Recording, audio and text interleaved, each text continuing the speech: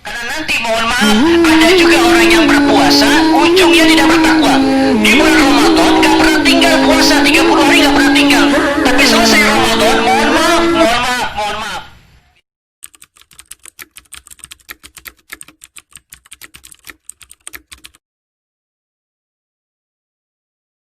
Judul tema kita pada hari ini adalah pemuda hijrah, pemuda idaman. Penyebaran virus corona terus semakin bertambah. Dan kebanyakan di antara mereka yang kena ini adalah anak-anak pemuda yang sering nongkrong. Nongkrongnya nggak jelas, cuma sekedar nongkrong saja.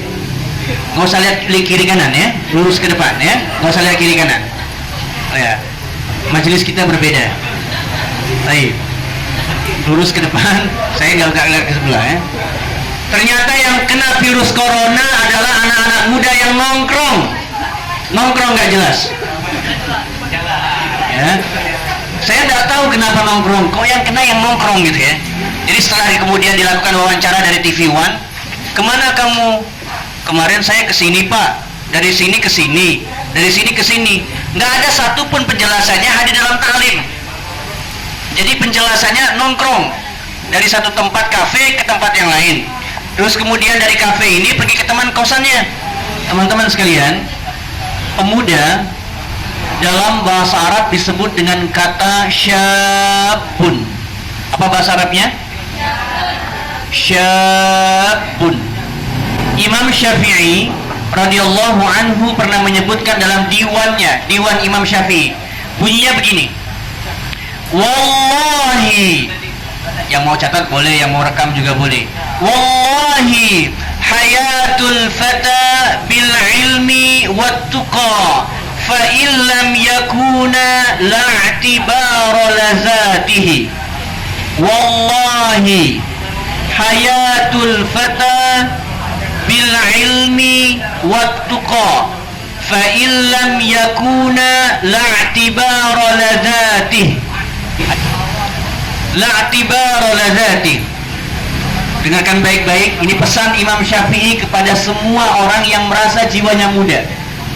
Jadi patokannya, barometernya bukan umur, yang merasa jiwanya muda. Kata beliau begini: wallahi, demi Allah.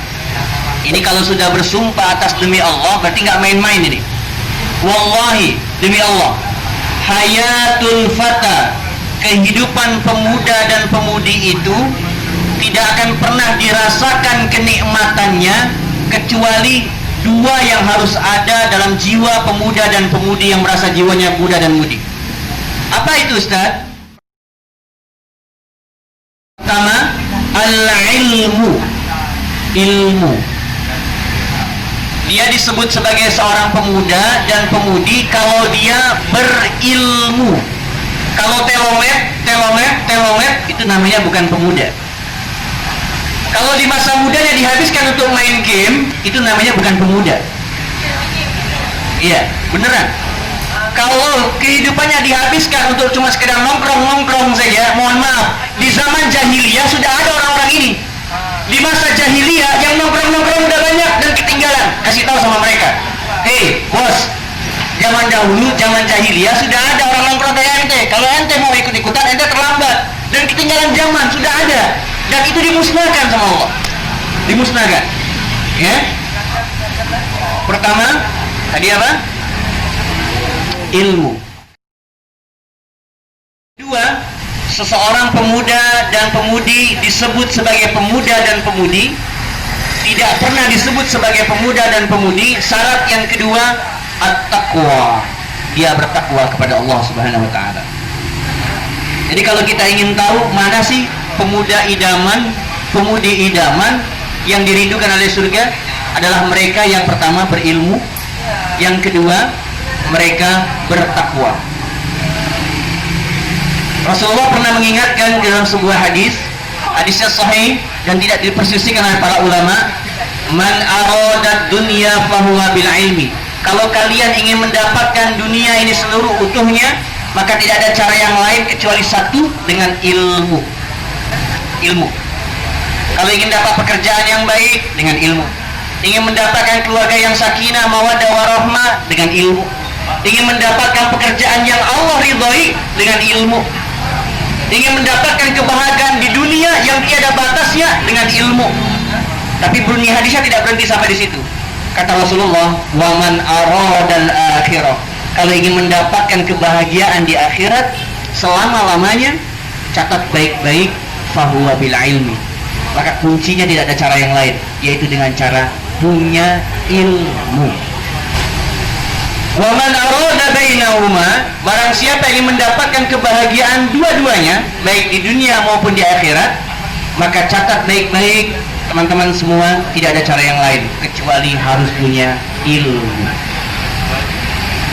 Maka hadis Rasulullah SAW dalam hadis yang saya menyebutkan bahwa mencari ilmu ini hukumnya wajib, fardhu. Betul nggak? Wajib nggak? Wajib. Cari ilmu ini hukumnya wajib. Sampai ada pepatah Arab mengatakan begini, utlubul ilma minal mahdi ilal lahdi. Tuntutlah ilmu dari ayunan sampai ke liang lahat. Jadi yang cari ilmu ini tidak hanya pemuda saja, tidak hanya pemudi saja. Siapapun yang merasa dirinya beriman kepada Allah, syahadat dia, maka syarat mutlak baginya untuk kemudian mencari ilmu. Ilmu tidak harus didapatkan di dalam ruangan kelas saja. Kadang di kedai kopi dalam taklim seperti ini, ya. Dalam taklim seperti ini kita bisa cari ilmu. Ingat, cari ilmu itu dimanapun deh. Dalam halakoh-halakoh, dalam kajian-kajian, dalam taklim ke taklim. Ibu-ibu,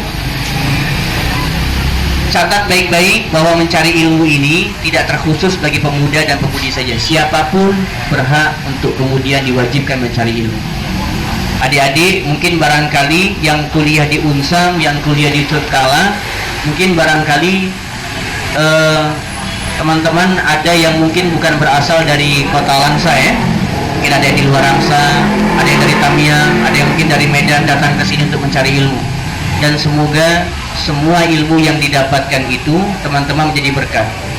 Tahu nggak caranya biar ilmu kita jadi berkah? Bagaimana caranya supaya ilmu kita jadi berkah? Ada dua hal di atas muka bumi ini yang nggak boleh dilawan sama sekali. Kalau antum berani melawannya, berani membentaknya, berani melampaui batas dengan dua perkara ini, maka hilang keberkahan. Catat betul, catat betul. Pertama, jangan pernah kita bantah, jangan pernah kita melawan emak sama ayah kita. Sekalipun mereka salah, ingatkan dengan cara yang santun. Dengan cara apa? Santun. Jadi kalaupun mereka salah, anggap aja benar. Karena dulu kita waktu pas masih kecil lebih banyak salah kita daripada salah emak ayah kita. Betul tidak? Tapi nggak pernah tuh dia bentak-bentak, nggak pernah tuh dia kemudian menzalimi kita. Salah ya nggak apa-apa, salah. Pertama orang tua, ayah sama ibu. Terutama yang saat ini masih punya ayah, masih punya ibu, ayo minta doa restu mereka. Antum tahu nggak, doa ayah sama ibu itu kalau mereka mengangkat tangannya ke atas ketika dalam sholat itu langsung tembus ke langit ketujuh. Antum punya proyek, ingin menang dalam proyek itu, minta doa sama orang tua, masya Allah, itu langsung tembus, langsung gol ke proyeknya. Sekalipun mungkin barangkali lawan kita nggak mungkin, ini nggak bakal tembus nih proyeknya. Besok mau ujian nih teman-teman, ada mahasiswa. Mohon maaf, kegiatan banyak betul nih, kegiatan dakwah, maksudnya lembaga dakwah. Ini kegiatan dakwah padatnya luar biasa. Kalau mau buka buku udah nggak ada hasrat lagi untuk buka buku. Aduh, udah nggak semangat lagi. Maka telepon orang tua. Itu nggak tahu kenapa tiba-tiba Allahu Akbar. Hebat betul tuh. Semua soal-soal bisa dijawab semuanya. Gampang. Walaupun mungkin barangkali ketika menjawab pakai ilmu cocokologi gitu ya. Dicocok-cocokkan gitu. Menurut ini. Jadi nggak tahu kenapa ini memang doa orang tua ini dahsyat ibu. Teman-teman, doa orang tua itu dahsyatnya luar biasa. Ridho Allah fi ridhol walidain. Ridho Allah itu tidak akan pernah turun, tidak akan diberikan kebaikan kepada kita kecuali melalui jalur ini nih. Nyambung? Bisa dipahami? Wa sukhtullah fi sukhtil walidain. Jadi kalau kita melakukan kesalahan, emak ayah kita nggak marah, tapi cuma diem aja. Diemnya itu jadi murka Allah. Nyambung? Bisa dipahami? Jadi jangan sampai buat ayah sama emak kita jadi diam-diaman sama kita. Wah, itu bahayanya luar biasa. Bahaya. Saya ingin sampaikan kepada antum semua, ada 7 golongan orang-orang yang sangat dirindukan surga. Saya bacakan hadisnya ya. Hadis riwayat Bukhari dan Muslim. Hadis riwayat Bukhari dan Muslim. Sab'atun yadhilluhumullahu yaumal qiyamah.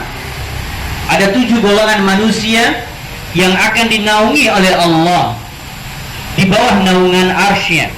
Kapan Ustaz? Yaumal qiyamah, pada hari kiamat. Hari kiamat kelak. Ada 7 golongan. Yauma la zilla illa zillu.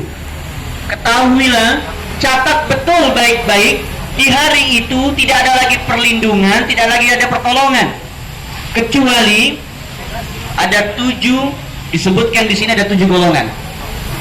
Salah satu di antara 7 itu saya sebutkan ya, satu saja karena pembahasan kita ini adalah tentang pemuda.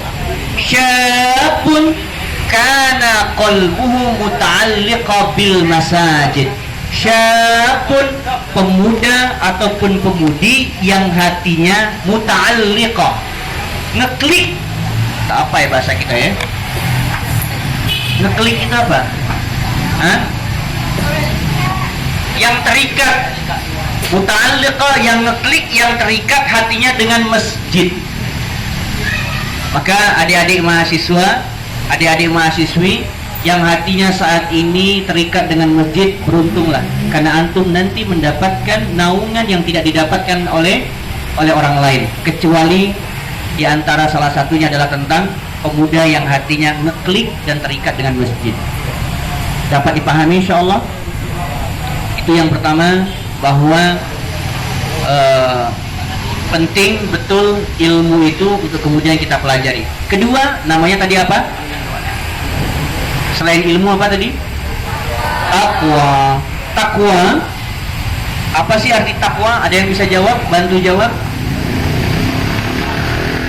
Yang ikhwan, apa arti takwa? Ada yang bisa jawab? Akhwat, ada yang bisa jawab? Apa arti takwa? Menjalankan perintah Allah, menjauhi larangannya. Itu secara fikih. Kalau secara etimologi apa artinya? Secara bahasa artinya apa? Takwa. Pernah sering dengar kata takwa? Khutbah Jumat tadi kan disampaikan juga wasiat takwa kan? Takwa, takwa, takwa. Apa arti takwa? Tunduk, patuh. Baik. Saya ingin sampaikan, kalau Ustaz tanya, tidak tahu jawabannya, nggak ada referensinya, saya sampaikan bahwa mengarang itu cuma ada di pelajaran bahasa Indonesia. Kalau nggak tahu, saya nggak tahu. Baru saya belajar 15 tahun bahasa Arab, baru kali ini artinya takwa itu tunduk sama patuh. Itu baru kali ini. Kalau tidak tahu, katakan wallahu alam bisawab. Nabi ditanya, para sahabat ditanya, "Ma ma'na kaza?" Wallahu ta'ala alamu bisawab. Hanya Allah dan Rasulnya yang tahu. Malaikat ditanya, "Ma ma'na kaza?" Wallahu wa rasuluhu alam. Hanya Allah yang tahu dan Rasulnya yang tahu. Ini bukan Nabi, bukan sahabat, bukan malaikat. Ditanya tahu semua. Oh, ini hebat nih. Luar biasa. Apa arti takwa? Oh, bukan wallahu alam, bukan. Ada artinya. Ada artinya. Ada ya. Baik. Takwa dalam gramatikal bahasa Arab secara bahasa terambil dari kata tako yattaqi takwa. Tako, ada ya yang bersambung tuh. Tako yattaqi takwa, bentuk masdarnya takwa. Apa artinya Ustaz? Tako itu secara takwa itu secara bahasa artinya takut. Apa artinya? Takut. Kalau kita betul-betul menjadi orang yang bertakwa, harusnya mohon maaf, kalau mau maksiat jangan cuma sekedar takut di keramaian. Nyambung? Karena ada orang yang mohon maaf kalau di depan orang mohon maaf dia jaga image gitu kan, seolah kayak soleha banget, tapi dalam kesendiriannya bermaksiat kepada Allah Subhanahu Wa Taala, bermaksiat kepada Allah Subhanahu Wa Taala. Adik-adik, takwa itu artinya apa tadi? Takut. Nyambung ya? Maknanya kalau seandainya di sini dalam Al-Quran, bahwa dalam Quran misal tentang ayat puasa, ujungnya dari ayat puasa ini tentang apa?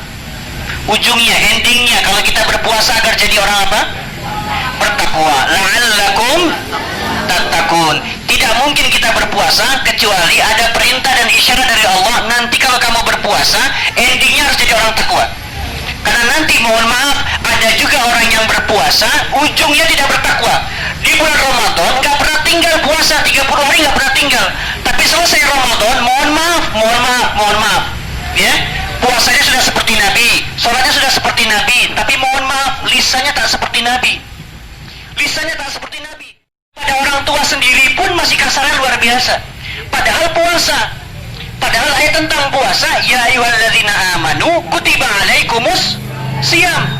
Hai orang-orang yang sudah menyatakan dirinya beriman kepada Allah, yang sudah beriman kepada Allah. Ya, huruf ya artinya harfun nida, huruf panggilan.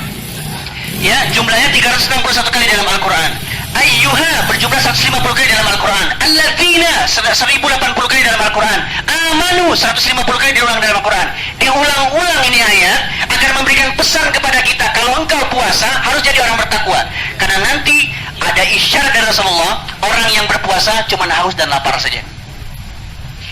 Cuman haus dan lapar aja. Ayo kita kembali ke tema kita. Kalau kita ingin menjadi pemuda hijrah, pemudi hijrah yang diidamankan, yang diidam-idamkan oleh surga, harusnya kita kenal betul bagaimana konsep takwa ini bisa kemudian merasuk ke dalam hati kita yang paling dalam. Teman-teman, itu makna dari pemuda. Jadi pemuda tidak pernah disebut dirinya sebagai seorang pemuda. Jadi kalau di sini yang hadir mohon maaf, ada yang usianya di bawah 20 tahun, 17 tahun, 16 tahun, 18 tahun, merasa dirinya usianya seperti itu, merasa dirinya muda. Saya muda, kata Imam Syafi'i. Bukan, pemuda itu bukan seperti itu. Kalau mau tahu pemuda, definisi pemuda adalah mereka yang punya ilmu dan bertakwa kepada Allah Subhanahu Wa Taala. Itu makna dari arti pemuda atau pemudi. Nyambung insya Allah.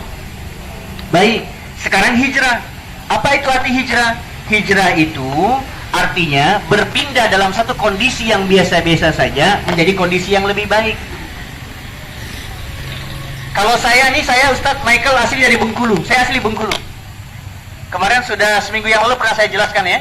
Kalau saya orang asli Bengkulu, datang ke kota Langsa, datang saya ke sini, ke tempat ini, tidak membuat saya lebih dekat dengan Allah, maka dalam bahasa Arab bukan disebut sebagai hijrah. Pindahnya saya ini bukan hijrah namanya.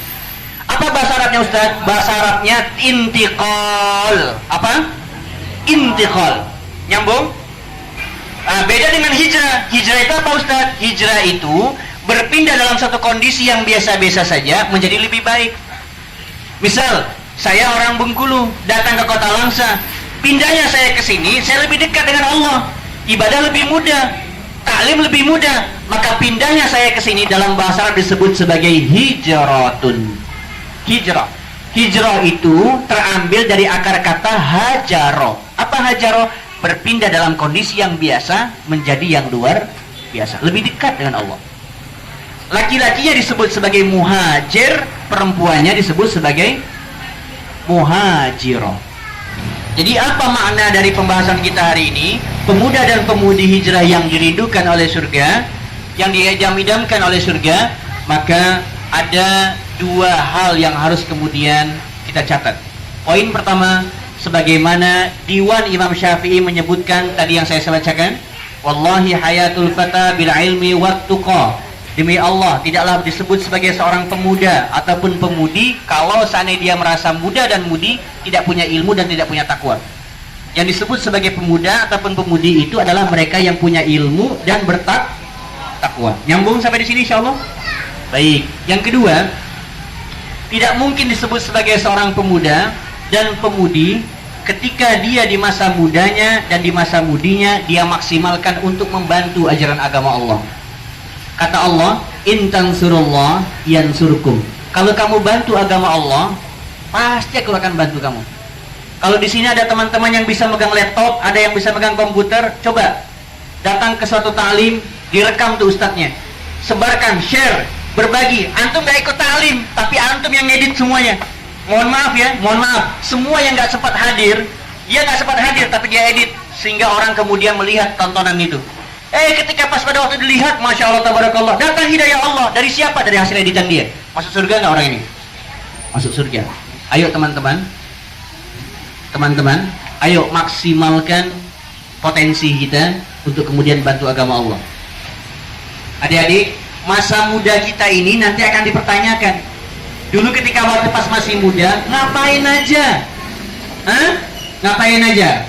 Sibuk taklim, sibuk main game, sibuk nongkrong, atau sibuk ngapain? Itu akan ditanya. Wallahi, demi Allah, ya, demi Allah, wallahi, billahi, tallahi. 3 kali saya bersumpah, ya, bahwa masa muda kita akan dipertanyakan. Dulu habisin masa muda mau ngapain aja? Ya, apakah tiba-tiba orang datang kemudian tiba-tiba usia 50 tahun? Tidak. Apakah rambut tiba-tiba memutih? Tidak. Pasti dia akan pernah merasakan masa muda. Dan masa muda kita akan dipertanyakan itu semua. Nah, mumpung adik-adik saat ini sedang menapaki masa-masa itu, maksimalkan betul. Supaya nanti ketika pada waktu dipertanggungjawabkan, hisab kita nggak sulit gitu. Hisab kita nggak sulit. Ya kalau ada kesalahan sekali 2 kali, kepleset sedikit, ya itu manusiawi. Biasa saja.